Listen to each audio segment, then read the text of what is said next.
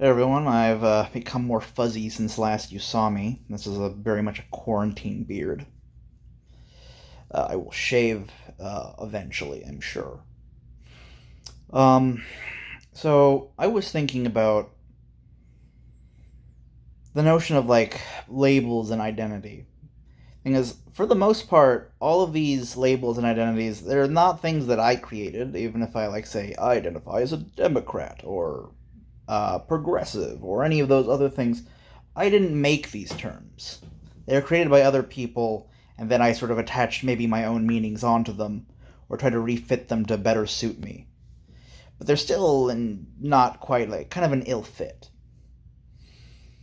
And for the most part, these are they're political slogans to be used during campaign season to sort of like help us band together as groups or to sort of project moral certainty against a perceived enemy.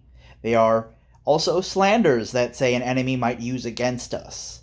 They are sort of triggers for a tribal mindset that uh, helps us better do the game of politics. But most people who use these labels don't actually care a great don't really know policy like all that in depth. They might have a few key policies that they care deeply about, but most other things they're like, I don't really know, I don't really care. And even someone who is like myself, like deeply involved with like different policy debates and like a very very broad area of fields, doesn't have like actually like really hard strong feelings on like every bit of policy and be all like, I want this and I won't, like, I will die on that hill. Like, even then, I don't feel that way. Like, should we have regulation on cloning? Or should we make sure that it's illegal to clone dogs or, create a mammoth? Um, should we not have chicken raptors like Jack Horn wants to do? I feel a little undecided. I kind of want to see a dinosaur chicken. But on the other hand, is that morally okay?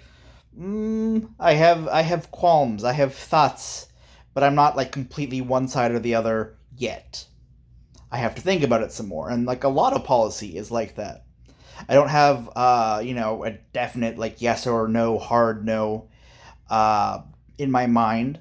And a lot of other policies, like I don't even know about them yet, and so I haven't like really encountered a situation where I've had to really consider it yet.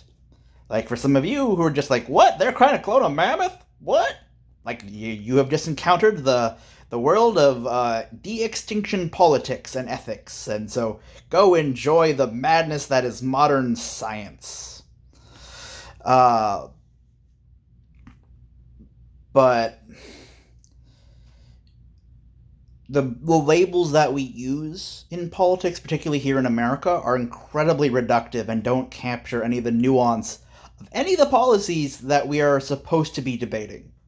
And I mean this in the sense like removed from the context of like the civil war that's happening within the Republican Party or the conflict between moderates and progressives in the Democratic Party. I mean, separate from that. I mean, that is a true fact of the current climate of politics in this nation. But even before that, or even after that, like this will still remain to be true. That the labels themselves are not helpful. They do not truly help us think about our policies. They don't help us sort of explore any of the nuances. They don't make politics better. They make it worse, and not in a they make it worse, and they sort of drive it to its lowest common denominator, and we don't seem to have any way around that.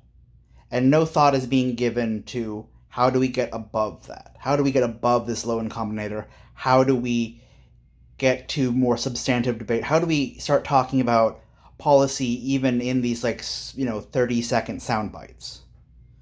Because that's something that we need to be moving towards. We need to be thinking about How do we have these nuanced debates about policy and better governing and better leaders? Because that's ultimately what we want, or at least what we should be wanting. Because, the opposite, we've already experienced that, and it was awful, right? Uh, by strange paradox, the more we are unwilling to think about policy, unwilling to think about voting, the more people who are unqualified to be in office that ruin all of the basic necessities for life, even something as simple as the post office, which forces us to suddenly have to crash course ourselves in politics in order to understand what went wrong and what we can do about it because our basic livelihood is being threatened. It's a very strange paradox that the more we don't pay attention to politics, the more we will suddenly have to catch up and pay attention to politics and learn about it when things get really bad and reverse the situation. And then when we have competent people in politics, we can just leave them be and not pay attention because they're not going to create a mess. At least not for us personally. Well, in the international scene, that's its own sort of can of worms. I'm not going to touch it right at the moment. But it's a strange paradox, and we end up here partially because of how reductive our politics is and has been for quite a while. And we're just sort of like, we reached here because we were always going to end up here, and where we're heading is even worse. And that's what people are sort of like talking about, but only in like the edges of the conversation. And we need to realize that where we're heading is apocalyptically bad. And I would very much like not to be dead. I would very much like my dystopia to not be worse than this one.